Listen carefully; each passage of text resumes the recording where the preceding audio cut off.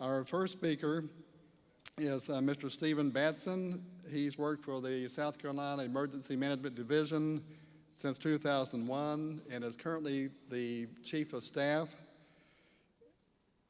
His duties include supervision of the division's preparedness, operations, logistics, administration, finance, recovery, and mitigation sections.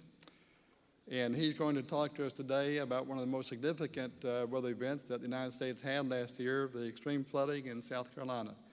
Stephen? Thank you, Max. All right, well, good afternoon, and thank you, everybody, for this opportunity to come and talk to you about a significant event that we had. On behalf of Kim Stinson, our director of the division, I just want to again thank you for this opportunity. And we'll kind of walk you through the events of September, October that led to a severe flooding event, some of the decision making that was going on, at least from the state level perspective, and to kind of walk you through what's going on. Overall, I want to kind of talk about the situation, its impacts that we had, the division and the state's response and the support we had from our federal partners, and how all of that integrated where the disaster was actually occurring at the local level. In South Carolina, our state and federal resources are working together to support the local authorities. We have 46 counties and a large handful of municipalities as well, and it's our primary response to help in those operations locally without trying to take over or to exert ourselves more than we should. So I want to talk to you about some of the factors that contributed to our success, the reasons why for a state that has not seen a major disaster since Hurricane Hugo in 1989, and again with Hurricane Floyd in 1999, other than a few near-miss hurricanes, to throw in a handful of wildfires and winter storms, how does the state maintain its level of preparedness when we've not seen, again, a major disaster like we experienced in Hugo in '89? There were some success areas there. So things that we had in place that really helped us to achieve that level of success. And within the operation, there's areas for improvement. So I want to touch on at least a few of those. So one of the first challenges we were facing, again, for a National Hurricane Center audience, let's talk about Joaquin.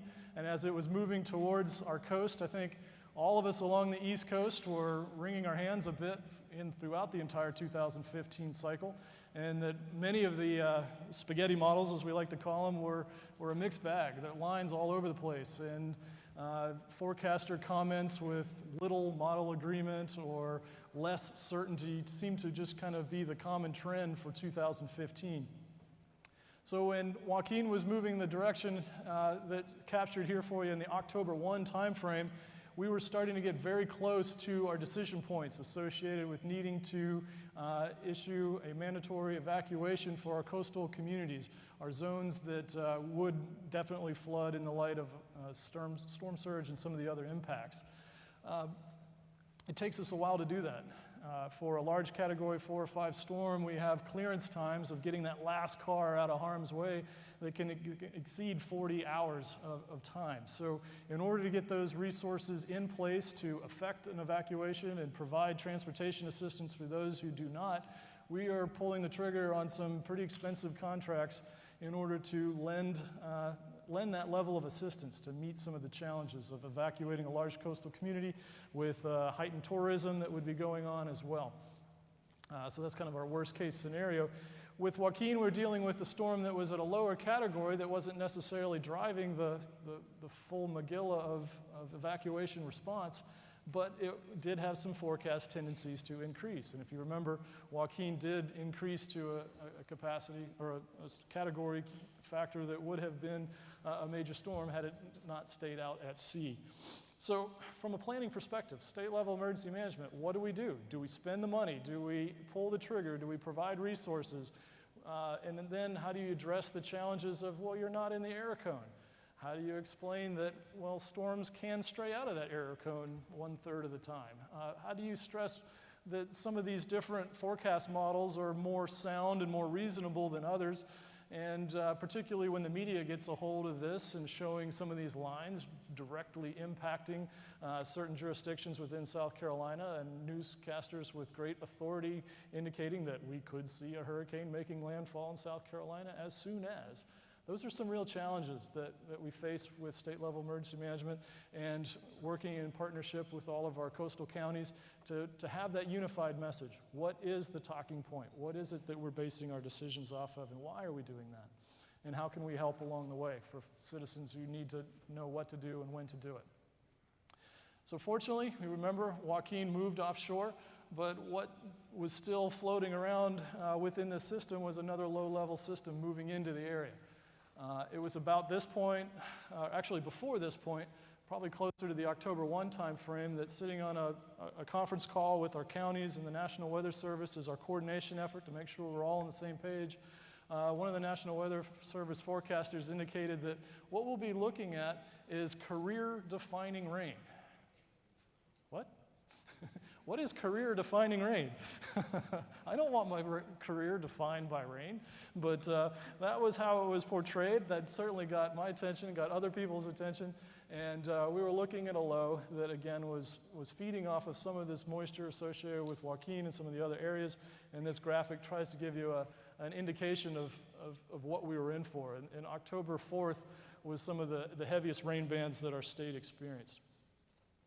So when you run a radar scan from October 1 through 5, seeing the outline of our state, I think you can kind of make out where South Carolina is there. Particularly that green swath now is moving over the state. And it produced almost near continuous rainfall for that entire October 1 through 5th time period, with the exception of a little break Saturday night. Saturday night, just before October 1st there, we started to see a lull. We started to hear from our National Weather Service forecasters that there was a chance that this storm would dissipate a bit, that we would see less rain. We had been spending the night at our facility, at least a key group of us, for many nights. We looked like we might have been out of the woods. And then, unfortunately, that was just the lull before the storm, where those heaviest rain bands moved in that evening, and it rained catastrophically, cats and doggish, from Saturday night starting here in the Columbia area around 11 o'clock that evening, well into the morning time frame. That's when our heaviest rain bands fell. That's when our most catastrophic flooding began to occur, and where many of us had to try to fight our way back into the State Emergency Operations Center to continue on, where the night shift was trying to hold down the fort. Advancing on, so how did it play out?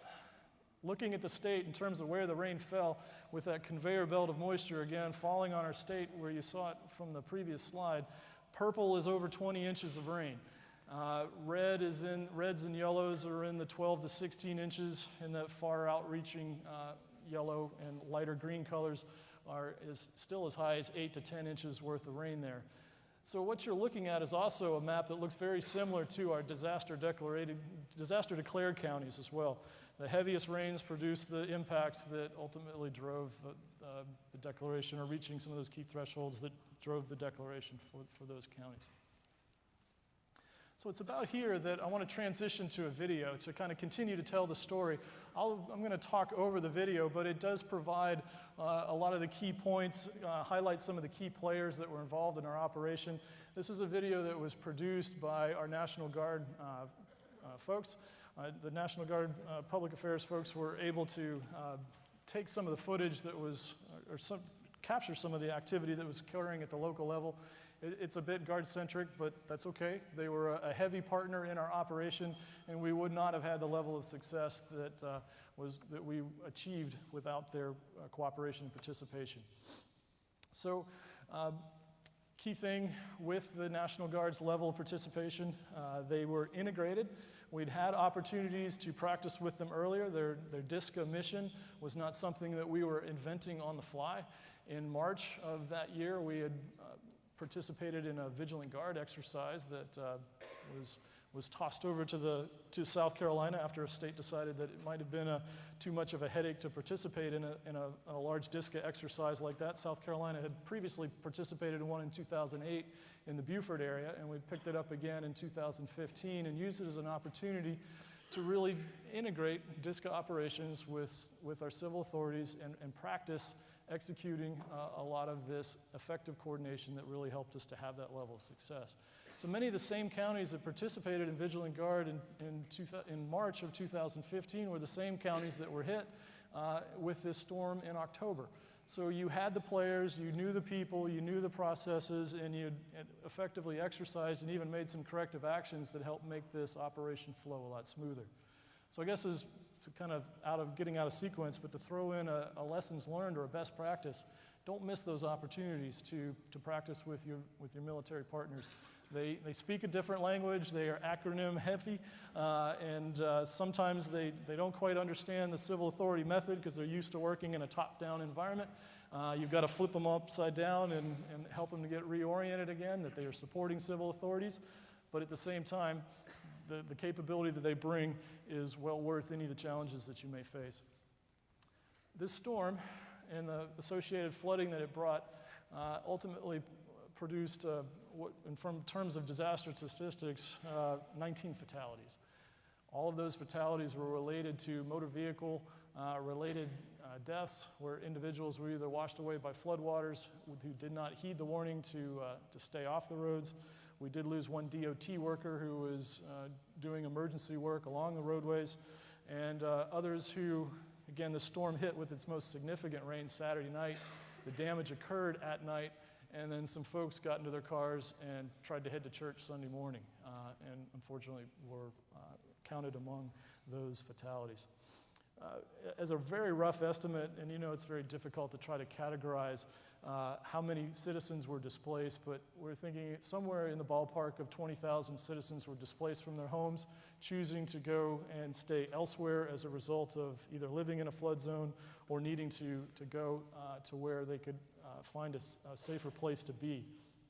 Again, South Carolina being a rural state, many of our rural communities with a high mobile home percentage associated with those manufactured homes, folks know they were in harm's way and chose to move. Our peak shelter numbers were, at one point we had 32 shelters in operation. That was scattered around through 26 counties, 26 of our 46 counties, and our highest shelter population number, just to kind of put it in perspective, was about 941 shelterees at one particular instance. That was the high point of that operation. Over 2.7 million meals served throughout the weeks and into the months of the disasters, not just in shelters. That would be door-to-door feeding operations, the like. It got to the point where it was too difficult to count how many folks were receiving that type of assistance, but certainly moving through that. Some of the photos you're seeing is some heavy equipment being transported by air to an area in our city of Columbia. There was an old Civil War canal that was basically sand and clay packed in beside our main river system to produce a canal that was then used by the city of Columbia, the municipal water system, to draw its intake from. Well, the floodwaters overtopped that canal wall, causing it to erode and then eventually fail, and that dropped the water level inside the canal below the point at which the intake could pull in water for the city of Columbia. And that knocked about 140 to 150,000 households and businesses without water system for more than a week. Some emergency pressure alterations were able to be made to where that number kind of fell to more like 40,000 were without water for a week or more, but certainly a major impact that drove a lot of our operations trying to meet the needs that brought. Some of these other video clips that you'll see is water operations for our entire metro area. City of Columbia is our capital city, and that loss of water represented a loss of water for all of our major hospitals in the area. So in the midst of this operation, we're trying to contingency plan for an evacuation of up to 7 area hospitals. So that would have been a significant lift. At the same time, you're trying to plan how do you provide an alternative water supply for that many folks that are without. So pod operations and hospital evacuations and still life safety operations, and combined with that urban search and rescue operations that are still going on where folks are, decided they wanted to stay. River people, folks that live along the river, tend to like to stay at home. They've seen floods before and they've survived through them, so they tended to stay. They tended to stay for more than a week with floodwaters completely surrounding their home. But we found the key. You want them out of their home, just allow enough time for the snakes to get in. And when the snakes come in, that's usually when river people say, I've had enough, I would like to go now. So some of our emergency rescues were associated with individuals who wanted to be rescued after that 1 week or 2 week time period, where even if they may have had the food supplies to stay put, the snakes were a game changer on that one. So I don't know if FEMA wants to try to figure out how to implement that, or we're looking at that at a state level policy, but maybe some index cards to pass out to folks to let them know, hey, these could be coming to a home near you. Highway Patrol, over 8,400 calls for assistance, dealt with over 3,500 collisions during that period of time, so a high level of call volume going on associated with that. Again, I mentioned the heaviest rains fell Saturday. Clemson, one of our pride football teams in 2015, didn't want to interfere with that football cycle at all, so they kept the football game going. That diverted some our Highway Patrol assets and local assets to the greater Greenville-Anderson area to continue on with that special event just before the heaviest floodwaters fell.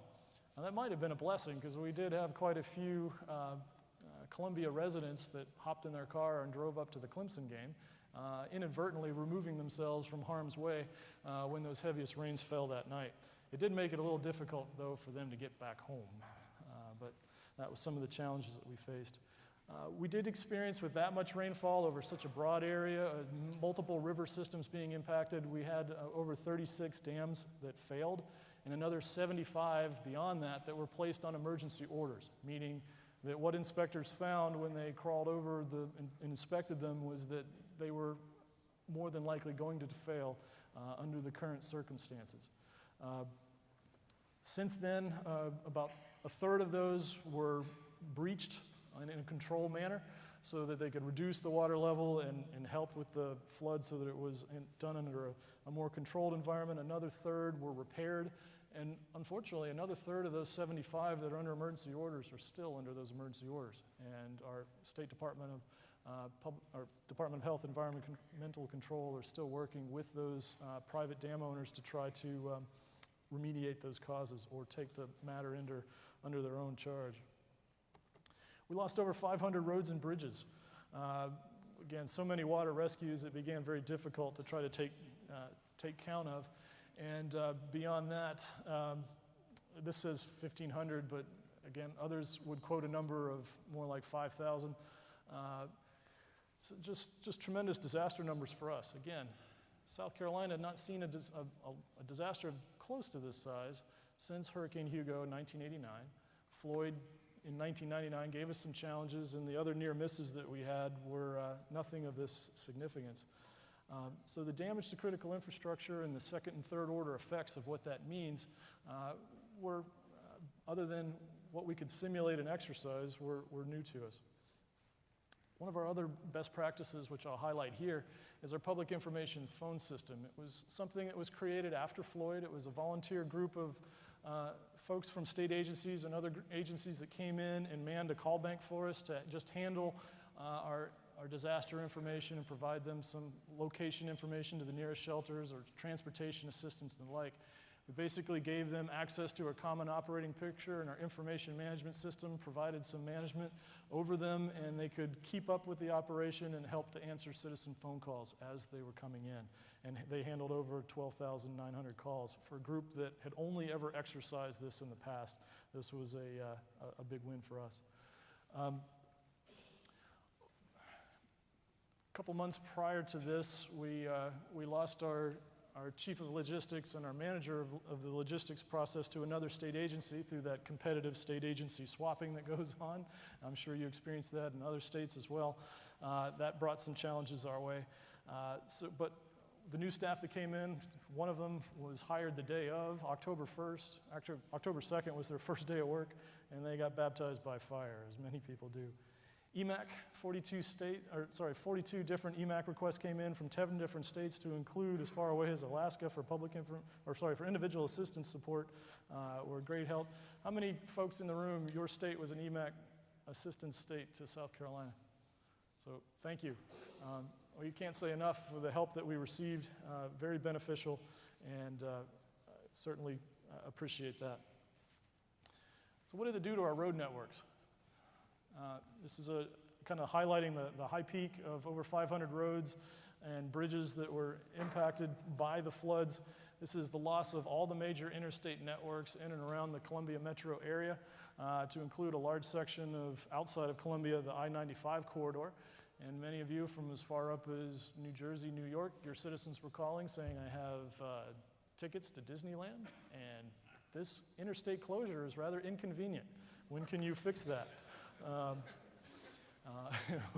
We're working on it, but some of the challenges that we face. But major impact to our infrastructure. And South Carolina is known for its kind of dilapidated road conditions, and even a lot of efforts being done even today to try to put additional state dollars into fixing our roadways. But many in the state legislature didn't understand. They said, okay, we've damaged our roads. They were probably in bad shape, but FEMA's here, they'll fix them all. No, they won't. They won't fix them all. This is not your opportunity to get someone else to pay for the roads that have been neglected for so long. So many different talking points on that. Certainly there are ways to help. There are 406 programs and the like to try to make some improvements, but we had to kind of downplay that a bit because, again, we were dealing with this overall thought that South Carolina could get all of its infrastructure taken care of. Just some of the typical type damage photos that were related. Again, of these 36 dams, all of them are privately owned dams, either by homeowners or by individual landowners, and today they still stand broken, not eligible for public assistance funding, and some of them have explored the possibility of SBA loans to rebuild, but most of them are taking the hands-off approach and let's see if somebody else will pay for it, even today, unfortunately. This is a road that looks okay from the top, but when you get down off the roadbed and look underneath, you realize what citizens were driving across before those inspections could occur. So it's important to understand that just because the road looks solid across the top may not be. You add some of the complexity. That's a DOT-maintained road on top of a dam that was washed out. So DOT still has 26 roads that it cannot replace or repair until the private dam owner fixes the dam underneath it. Again, no way to try to work through some of these issues, or at least still at a roadblock on how we help some of these communities try to get them back into the realm of normalcy. The Columbia Canal, again, overhead shot of what it looked like, the sand berm that was then washed away from the water pouring in. As you tried to repair it, it caused the water to move through faster, which then eroded other portions of it. So a very difficult repair operation patch that the National Guard took on with great vigor, and were able to solve it, and we're able to show that's the temporary patch that's in place currently, holding that back in and allowing the city of Columbia's municipal water system to function again. It's functioning through the use of some additional pumps and efforts. Do you know what it's like to try to get one of these pump operations going at 2 o'clock at night on a Tuesday when the request comes in? That's a challenge, but that's what emergency management's for, right? Some of the impacts to our homes. We've got homeowners that this flood was the first flood they've ever experienced, and they want to be made whole. They want to be bought out. And we've got others that if this is the 7th or 10th or 15th flood that they've experienced, and they would like to be in the front of the line. So again, got some challenges, managing some expectations of how do we appropriate the funding that we do have to make the most impact and to buy down our risk.